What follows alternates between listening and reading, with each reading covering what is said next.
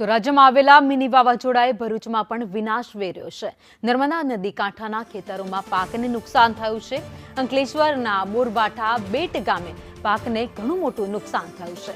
બેટ ગામમાં કેળ અને કેરી સહિત પાકોને નુકસાન પહોંચ્યું છે। તૈયાર થયેલ કેળ પાક ખેડૂતોના હાથમાંથી છીનવાઈ ગયો છે। આગામી માસમાં કેળનો પાક ઉતરે તે પહેલા જ અત્યારે કેળનો આખો પાક હતો જે જમીનદોસ્ત થઈ ગયો છે। रात्रि दरमियान वावाजोड़े आववाथी अमारा गाम में केर केरी तथा अन्य पाक ने घणुं नुकसान है।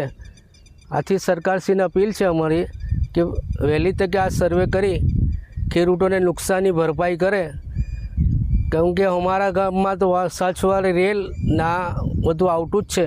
आथी पारावार नुकसानी अमने कायमी थया करे छे।